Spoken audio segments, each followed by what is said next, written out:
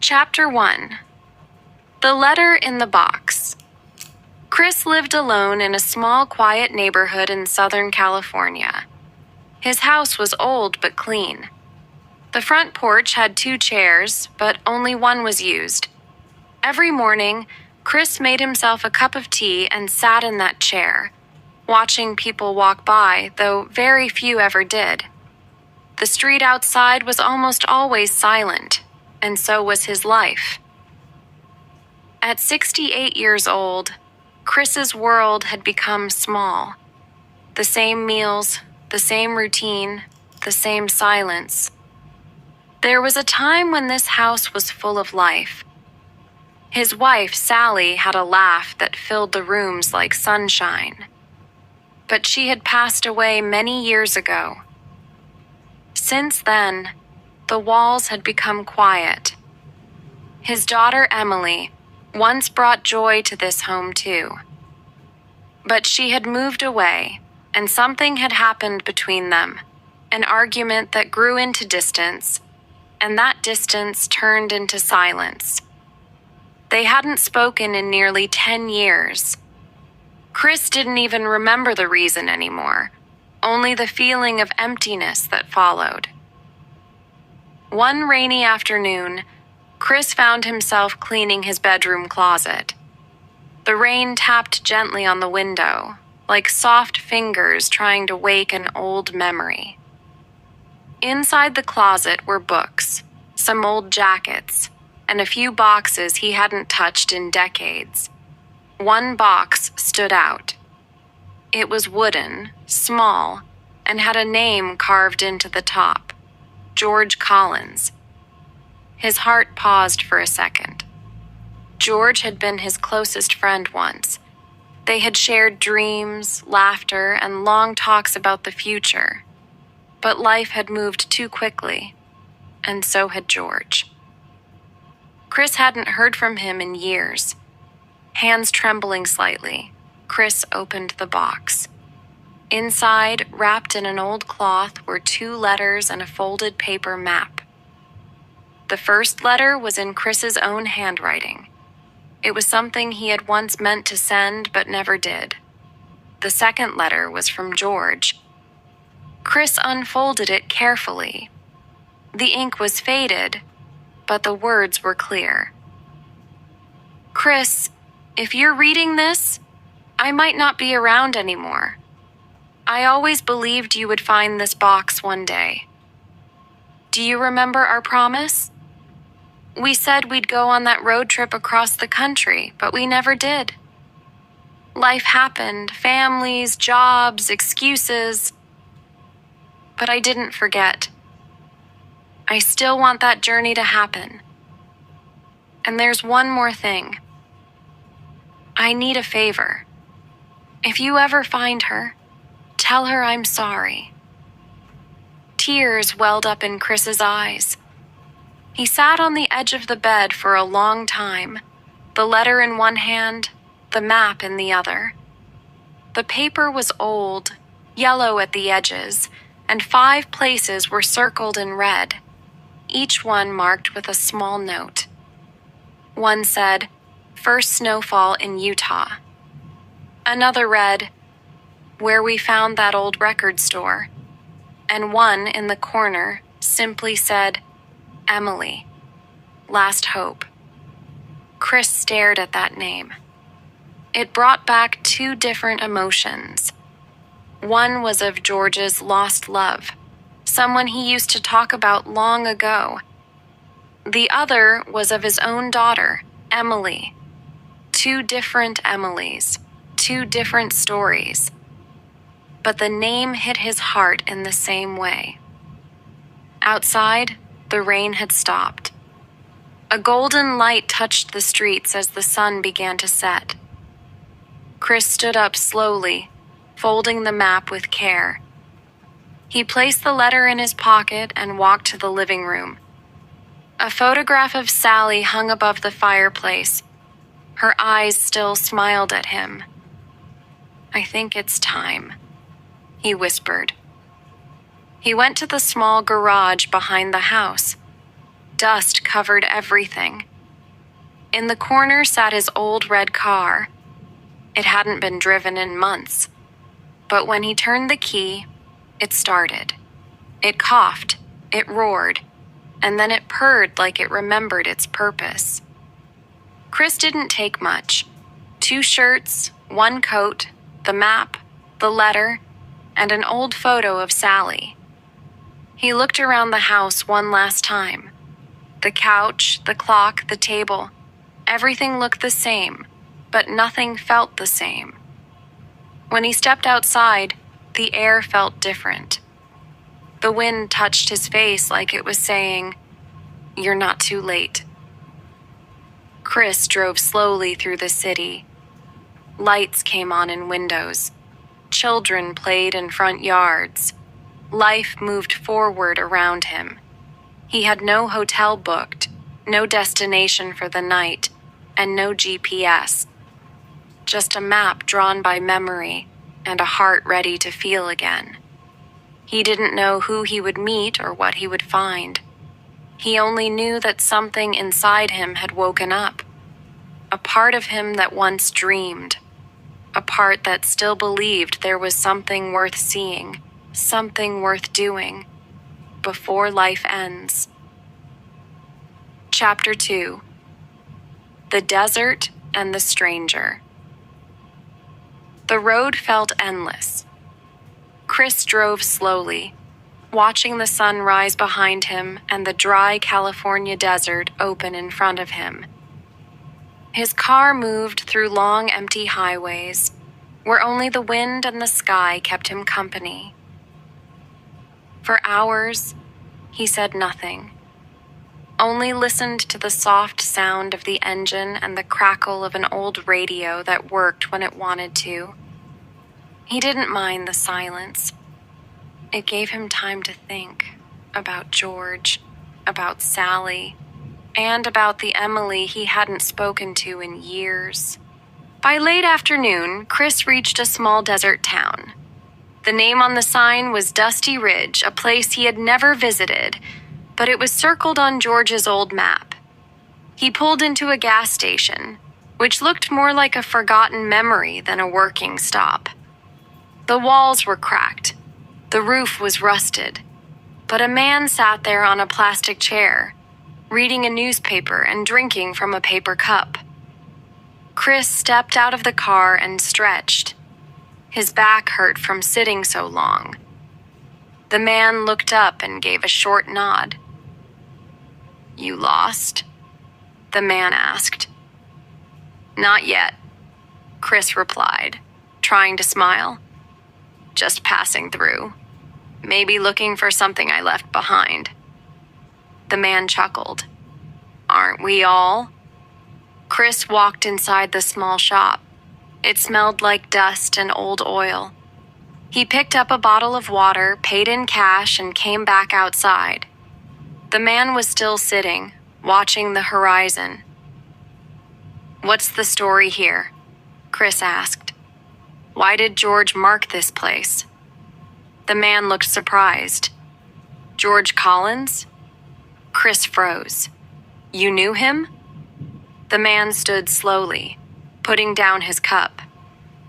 "I haven't heard that name in years. He came through here once. Must have been 1986. He stayed at the motel down the road for a week. Didn't talk much, but he left something behind." Chris's heart beat faster. "Do you know what it was?" The man didn't answer directly. He simply said, "The past doesn't stay buried out here. If you dig in the right place, it speaks." The sun was beginning to set now, throwing golden light across the sand. Chris drove toward the small motel at the edge of the town. It had 6 rooms, all in a single row. Paint peeled off the doors, and a dusty neon sign blinked weakly. Vacancy. At the reception, a woman named Maria greeted him. She had short hair, kind eyes, and a soft voice. "I'm looking for anything left here by a man named George Collins," Chris said. "He stayed here a long time ago." Maria thought for a moment.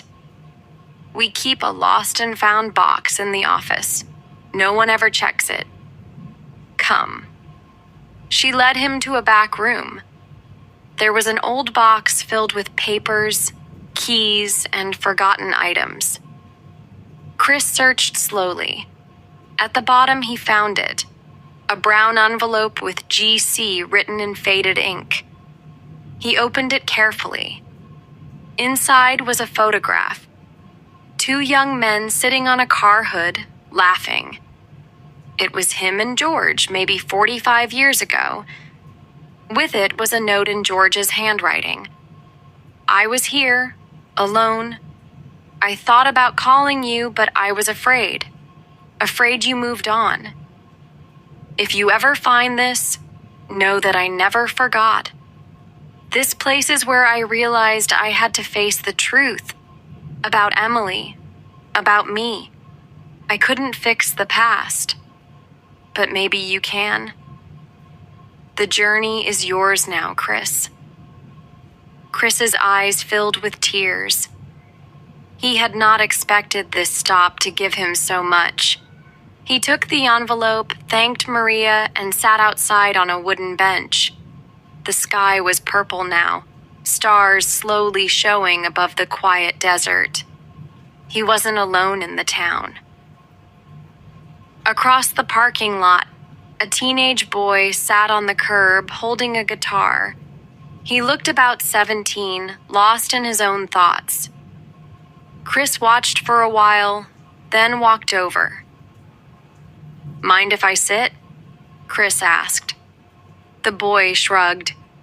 "It's a free bench." Chris sat down. After a few minutes of silence, the boy said, "You from here?" "No," Chris replied. "Just traveling." "I'm running away," the boy said, not even looking at Chris. "From home, from people, from myself." Chris looked at him. "I did that once. Didn't end well." The boy finally looked back. "Then why are you out here?" Chris smiled softly. "Trying to finish something I started a long time ago." The boy nodded. "Wish I had something to finish." "You do," Chris said. "You're just not old enough to know what it is yet." The two sat quietly, the wind brushing over them like a soft whisper. Then the boy picked up his guitar and started playing a slow tune. It wasn't perfect, but it was honest. Chris closed his eyes. For a moment, he felt young again. That night, Chris stayed in room 3. He placed the envelope under his pillow. Before sleeping, he wrote in his journal, "I found a piece of George today, and a piece of myself. This road is long, but I don't feel tired yet. The map still has 4 places left. I don't know what I will find next, but I want to know. For George. For me. Maybe even for Emily." And with that, he turned off the light, letting the stars outside shine over the quiet desert, guiding him gently toward the next morning. Chapter 3. The Woman by the Lake. Chris left Dusty Ridge early the next morning. The sun had not fully risen, and the desert was still cool. His car moved slowly over the road, and his eyes stayed on the horizon. He had not slept much, but he felt something different now, like a light had turned on deep inside him. The letter from George, the photograph, the music from the boy's guitar, all of it stayed with him. It was as if the road itself was speaking softly to him. Keep going. By noon, Chris reached the edge of a small lakeside town. The town was calm and beautiful, with old houses, wide trees, and soft sunlight dancing on the water.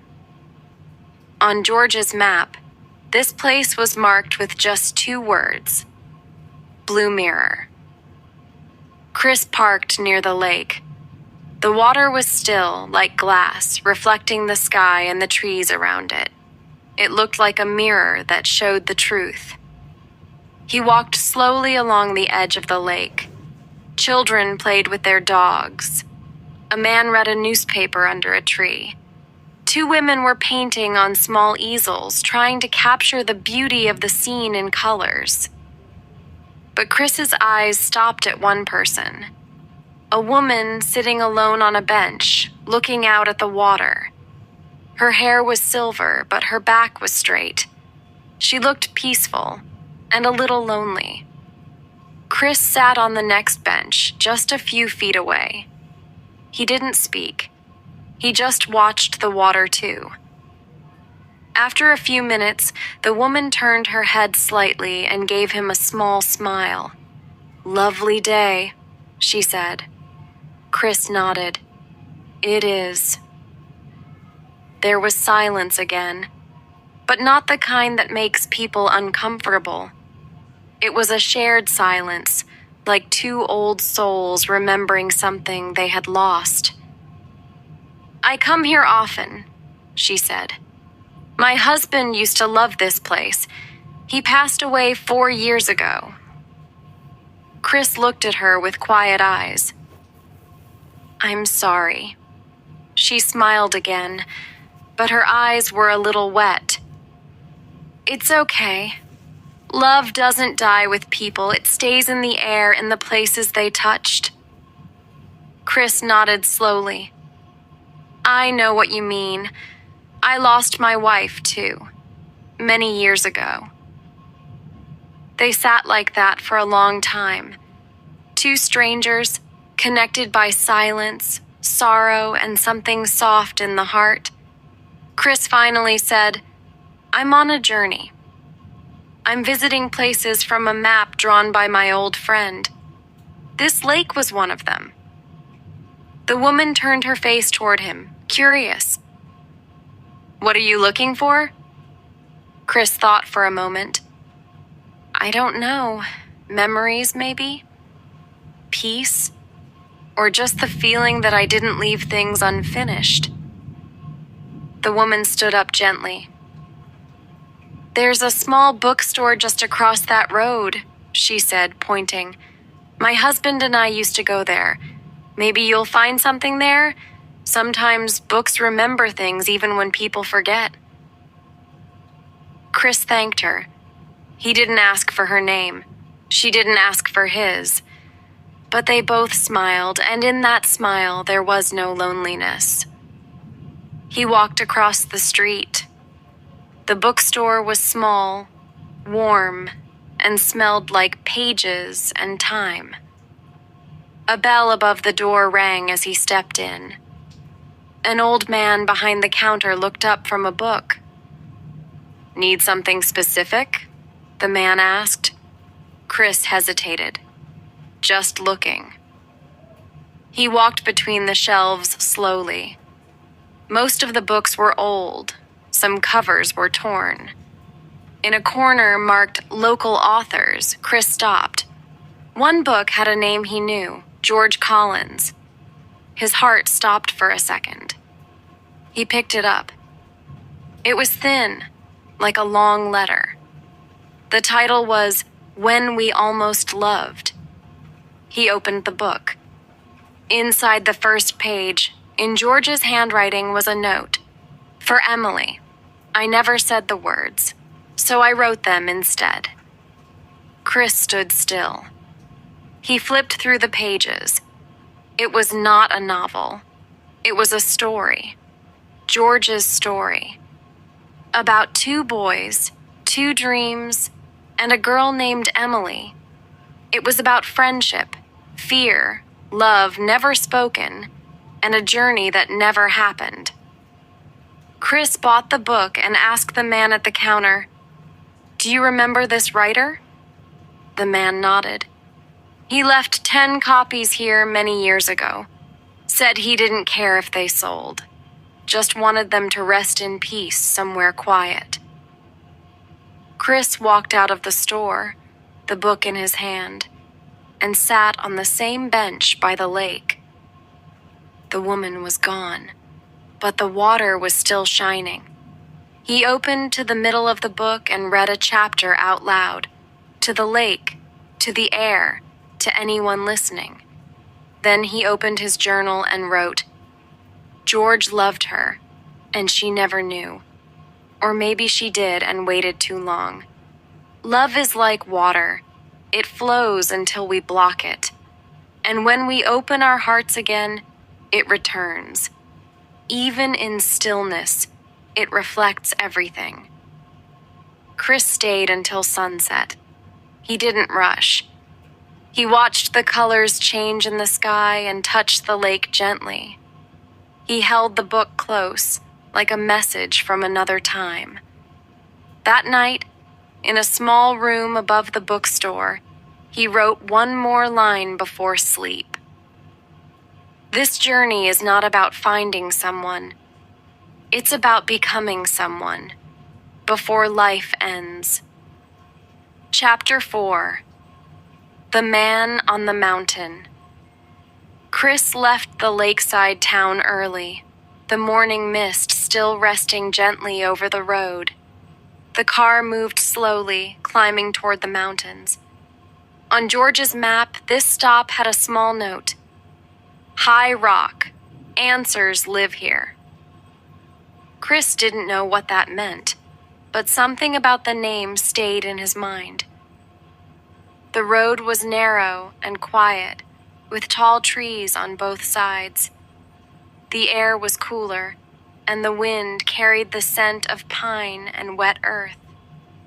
It was peaceful, but heavy, like memories were hiding in the fog. By midday, Chris reached a small mountain town called High Rock. It looked like it had not changed in 30 years.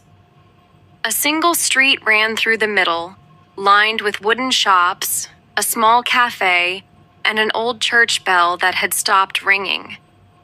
He parked his car near a sign that read, "Welcome to High Rock, where stories never end."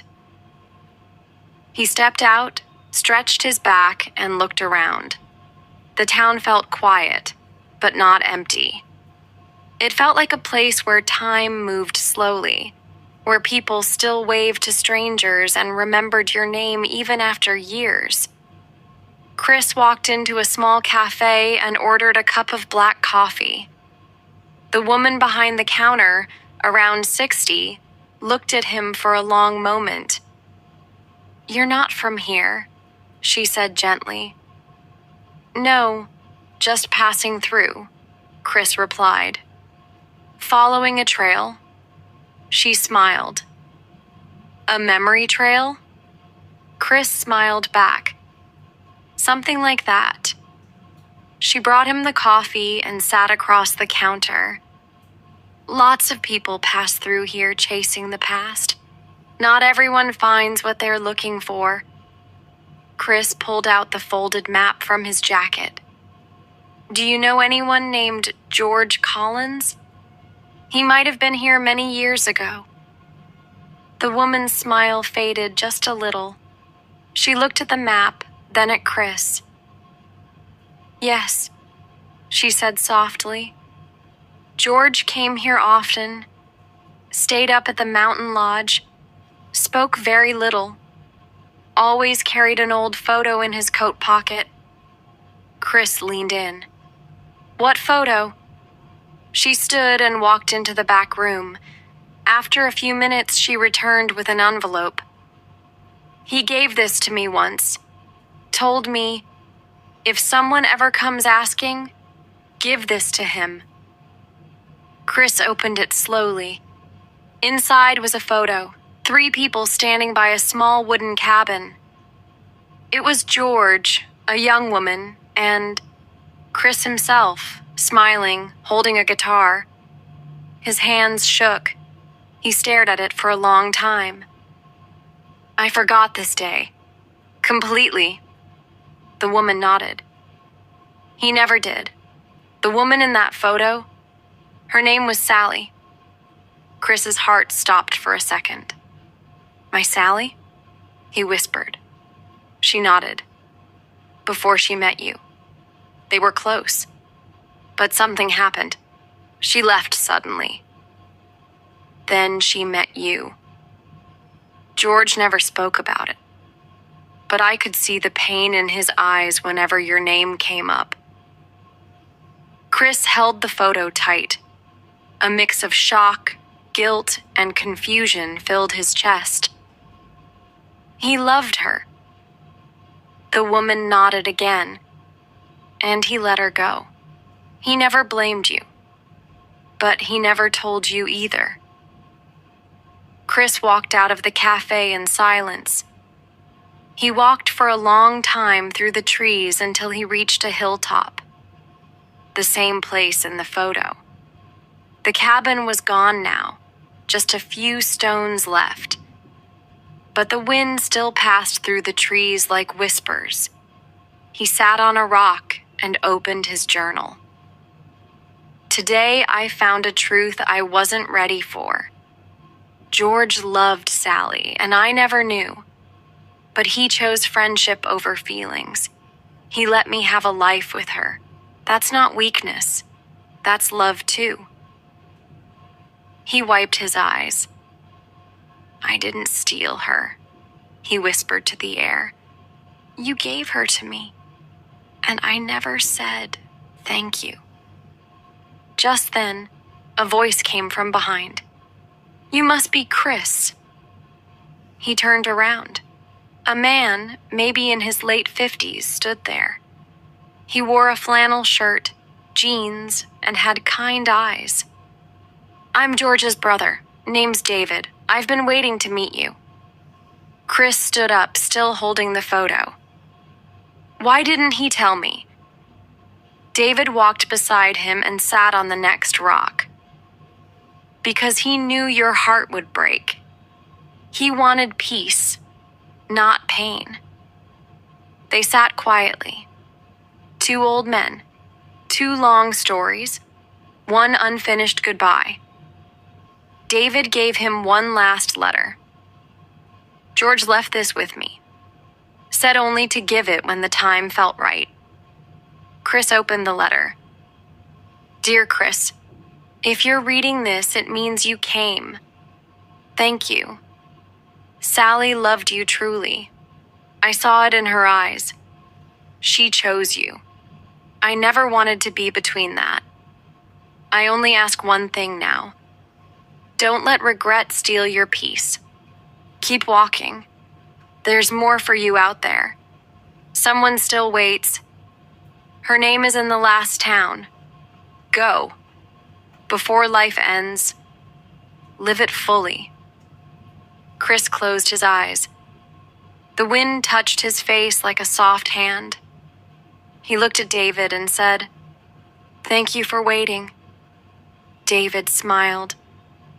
"We all wait for something, Chris. Some wait for answers, some wait for forgiveness, and some, like you, wait to begin again." That night, Chris stayed in a small room above the church. He didn't speak much. He didn't write. He just watched the stars through the window and let silence hold his heart. But before sleep, he whispered one word. Emily. He didn't know which one he meant, his daughter or the woman from George's past. But maybe the next town would give him that answer. Chapter 5. A Town Called Memory. Chris left High Rock with a heavy heart, but also with something new. Clarity. He finally understood the weight George carried for years. He didn't feel angry, he didn't feel betrayed, he felt something deeper, respect. It was strange to feel closer to someone after they were gone, but that's what the road was doing, pulling open old doors and letting light into rooms Chris had forgotten. As the car moved through tall redwoods and winding roads, the air became cooler. Birds flew across the sky in slow, wide circles.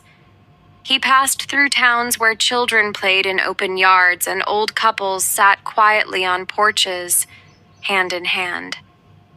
Everything felt softer now, slower, more alive. By evening, he reached a sign that read, "Welcome to memory, where old things still matter." The name gave him pause. He parked outside a small inn. It had white wooden walls, flower pots by the windows, and a small garden out front. Inside, the woman at the desk greeted him with a warm smile. "Name?" "Chris Parker." She looked surprised. "You're expected." Chris blinked. I am?" She handed him a key and said, "Room 4. There's a letter waiting for you." His hands trembled slightly as he opened the room. On the bed was a single white envelope. The handwriting was familiar. It wasn't George's. It was someone else. He opened it slowly. "Chris, if you are reading this, I finally had the courage. I knew you would come. Maybe not for me, but for something unfinished. You don't know me yet, but I've known you. Through stories, through silence. My name is Emily." Chris sat down. His breath caught in his chest. He didn't know what kind of Emily this was. His daughter? George's lost love? A stranger? That evening, he went for a walk. The innkeeper had told him there was a small cafe by the river, quiet and peaceful. As he reached it, he saw her, a woman around his age sitting near the water, holding a book. She looked up and smiled. "I was starting to think you wouldn't come." Chris froze. "Emily?" She nodded. "George told me all about you." Chris sat down, still unsure. "So you're not your daughter," she said gently.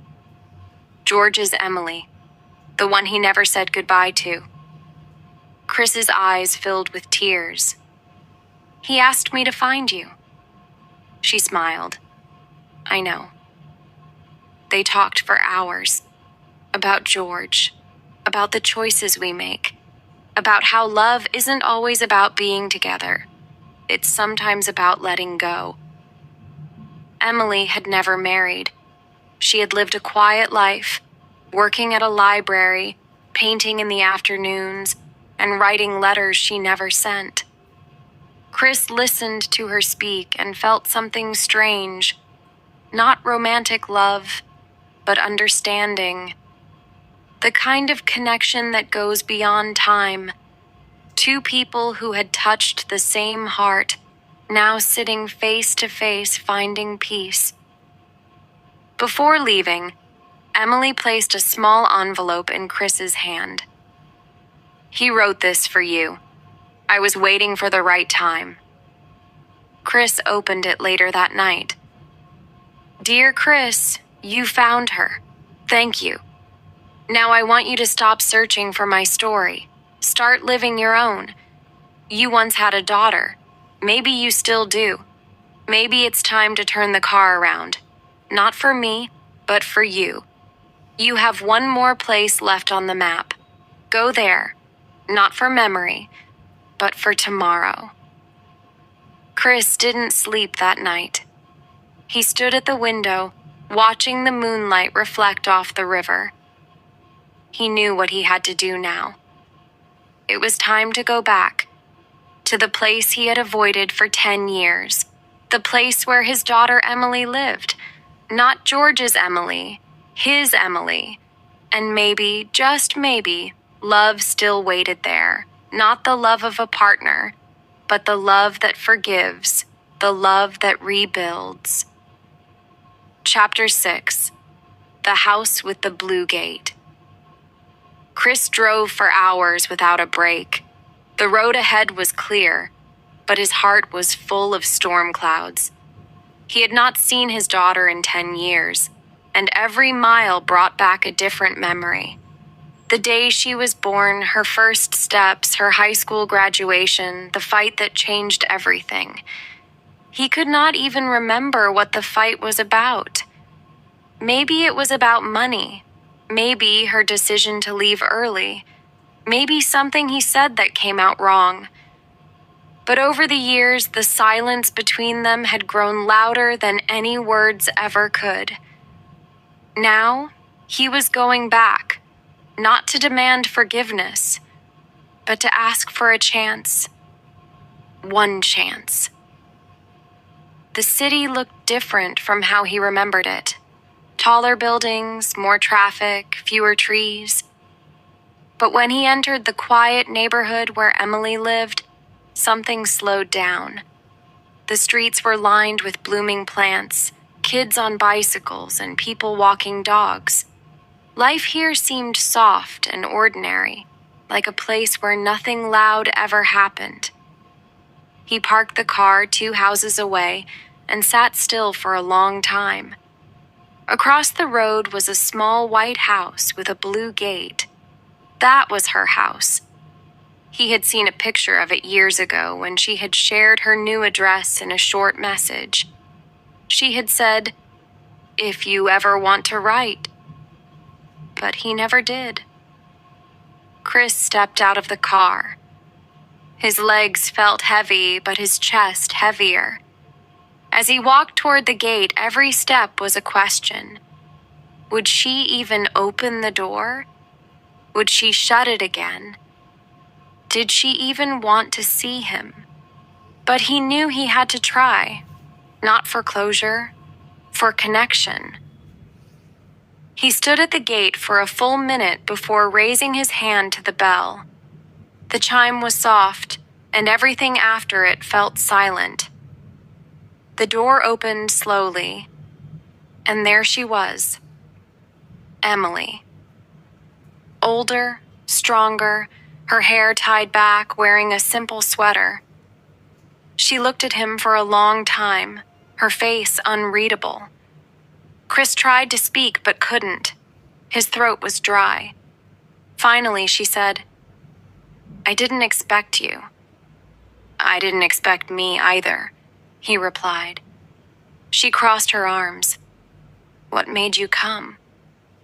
Chris looked down. A friend and a map. Emily's eyes softened just a little. She didn't smile, but she didn't close the door either. "You look tired." "I am," Chris said. From the road and from the years. There was a long pause. Then she stepped back. "You can come in for tea." He followed her inside. The house was neat and smelled like cinnamon and books. A plant sat in every corner. On the walls were small framed quotes and old photos, including one of her and her mother. Chris looked at it but said nothing. They sat at the kitchen table. She poured tea into 2 mismatched cups. The silence was sharp, but it wasn't angry anymore.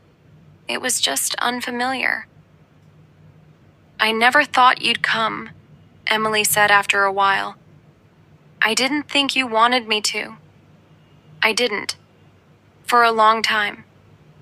And now?" She looked at him carefully. "Now, I'm not sure what I want, but I'm listening." Chris nodded. "That's enough for me." For the next hour, they talked. Not about the fight, not about blame, but about life. About how her job as a school teacher was both tiring and beautiful. About how she loved cooking now. About how she never got married but still believed in love. Chris listened like a man who hadn't heard his daughter's voice in 1,000 years. He didn't talk much about his journey, just enough to say, It started with a friend. It led me back here. He didn't tell her about George or Emily from the past or the mountain. Not yet. Today wasn't for the past. It was for this table, for this cup of tea. As the sun began to set, Emily walked him to the door.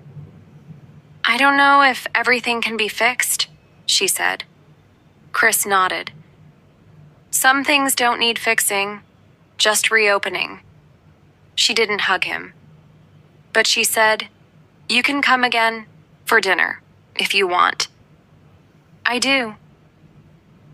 And then she smiled, a real tired, honest smile. Chris stepped out into the cool evening air. The sky was purple, and the city lights blinked in the distance. As he walked back to the car, he felt like something had shifted. Not a dramatic change, but a door that had stayed shut for a decade had finally moved an inch. He looked back once. Emily stood at the door watching him. Then she gave a small wave. And in that one wave, Chris found something stronger than words. Not forgiveness, not forgetfulness, but the beginning of peace. Chapter 7. 2 seats in the same car. The air was cool the next morning when Chris opened his journal again.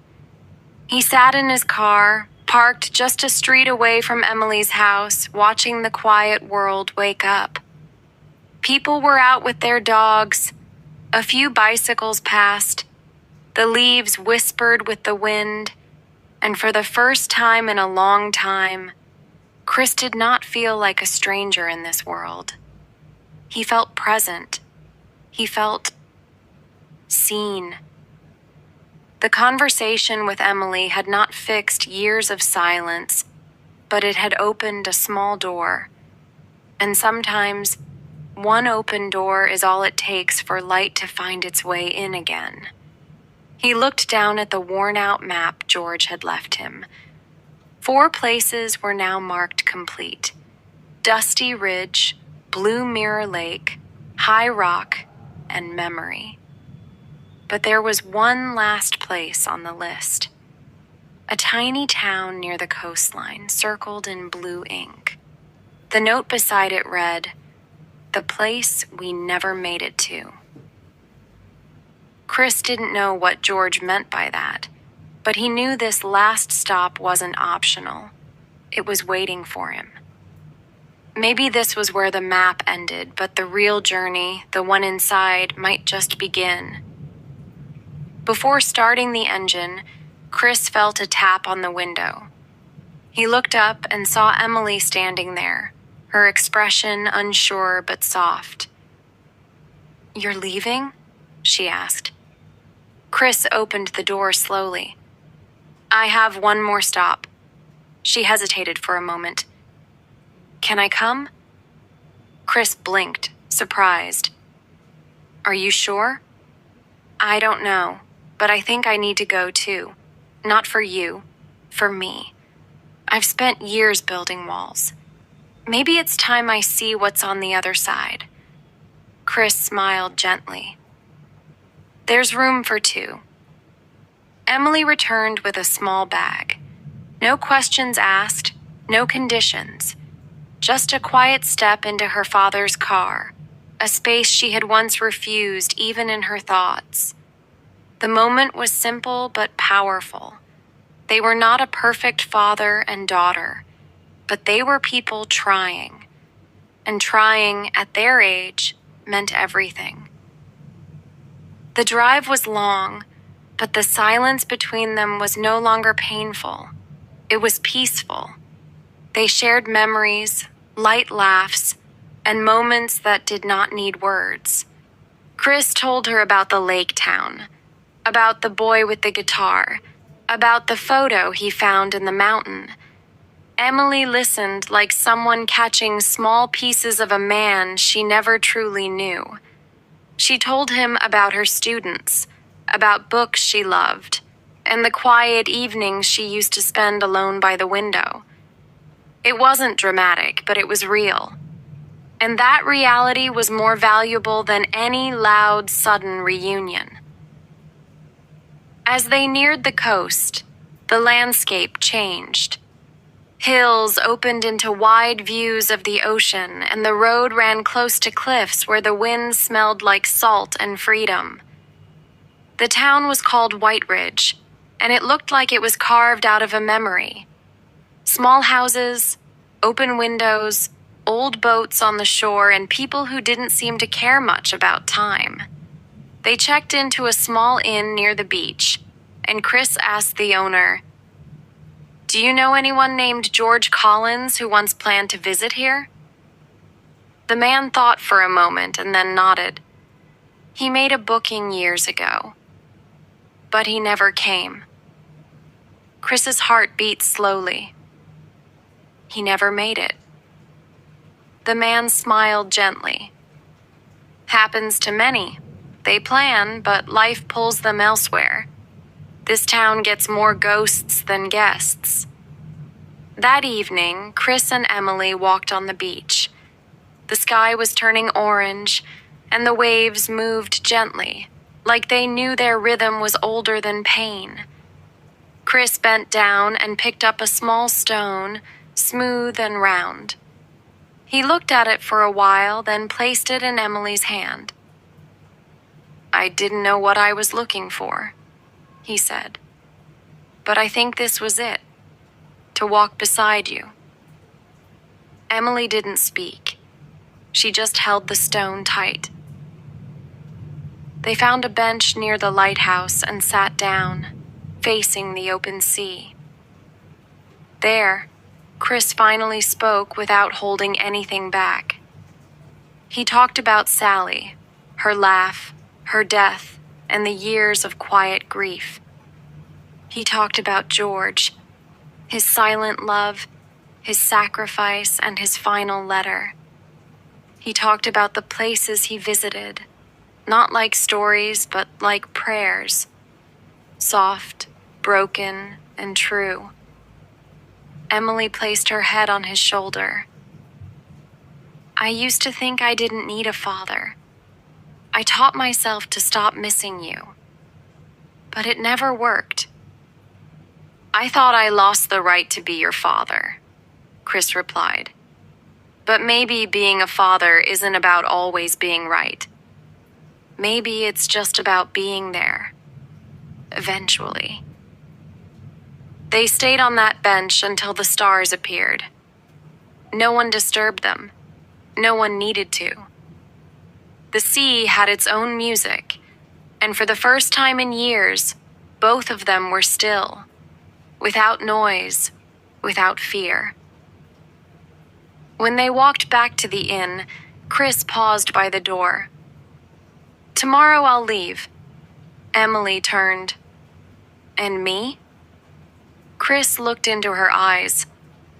"That's your choice, but wherever you go, I'll be walking beside you, even when you don't see me." She didn't cry. She didn't hug.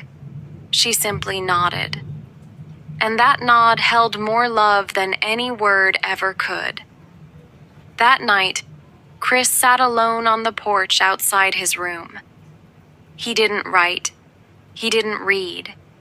He just watched the moon and listened to the sea. And for the first time in decades, he felt like he had arrived, not at a town, but at a truth. Some journeys begin with a map. Some begin with a memory. But the most important ones begin with a hand you thought you'd never hold again. Chapter 8. Where the road meets the sky. The morning sun rose slowly over White Ridge, casting a soft golden light over the sleepy town. The waves whispered to the sand, and seagulls called to the sky as if announcing a new day, a new chance. Chris stood by the window, watching the ocean breathe, his heart full, but calm. This was the final stop on the map. There were no more towns circled, No more old letters to open. But something inside him told him that this story was not just about George. It was never only about memory. It was about movement, about letting the road bring back not just lost faces, but also the forgotten pieces of the self. He and Emily had breakfast in silence, not out of distance, but out of quiet understanding. Some relationships do not need constant talk. Some just need presence.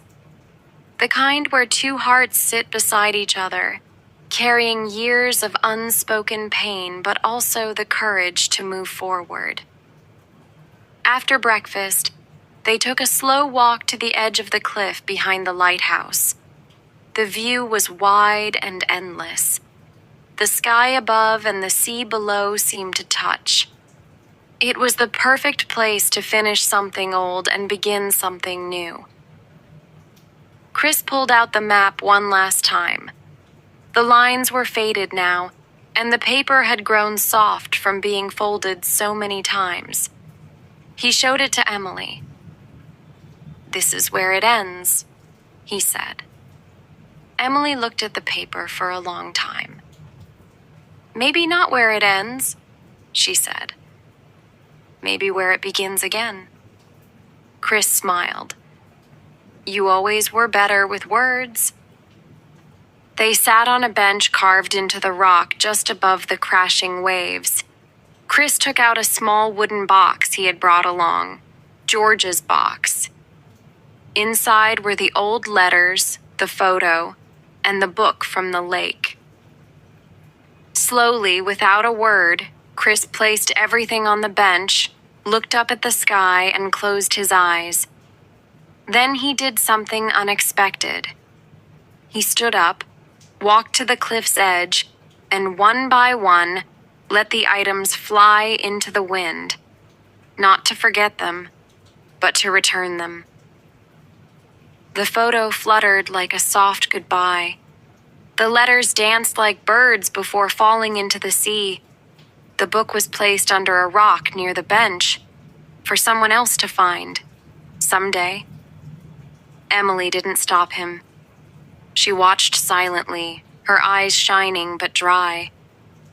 "That was his story," Chris said. "Now it's time to live mine." She stepped beside him and said, "Maybe we live ours." They returned to the town by midday and packed their bags. Chris would not stay here forever. Neither would Emily. But before they left, they both walked to the little community center near the beach. A small notice board stood there, half empty. Chris pinned something to it, a small note that read, "The road may be long, the heart may be tired, but if you're still breathing, there's still time to love, to forgive, and to begin." CP. As they walked back to the car, something unexpected happened. A little girl ran past them, chasing a ball, and accidentally dropped it at Chris's feet. He picked it up and handed it back. She smiled and ran off. Emily watched him, then said softly, "You looked like a grandfather just now." Chris laughed. "Maybe I will be. Someday." They drove out of White Ridge with the windows slightly open, the breeze filling the car with the scent of salt and hope. The journey back was not fast. It was slow and thoughtful, like two people choosing to walk the same road after spending years walking alone. Days passed, then weeks. Chris moved into a small house closer to Emily's city. Not next door, just close enough for dinners, for walks, for sharing books, and sometimes for just sitting together in silence. One afternoon, months later, Chris received a letter. Handwritten, no return address. Inside was a photo of George, younger, laughing, standing at the top of a hill with arms wide open. On the back, it said, "He made it." In you. Chris closed his eyes, held the photo against his chest, and smiled. That evening, he and Emily sat under a sky full of stars. He didn't talk about the journey. He didn't talk about George or Sally. He just looked at the stars and said, "You know, I used to think my life ended when I retired, when your mom died, when we stopped talking. But it didn't. It paused. And then it restarted. With you." Emily looked at him and said the one thing he had been waiting 10 years to hear. "I'm glad you came back." They sat in peace, the stars above, the world around them, and the road behind them glowing softly in memory. Chris had found what he was looking for, not in a town, not in a photo, not in a letter. He had found it in a second chance, in forgiveness, in love that still had time left before life ends.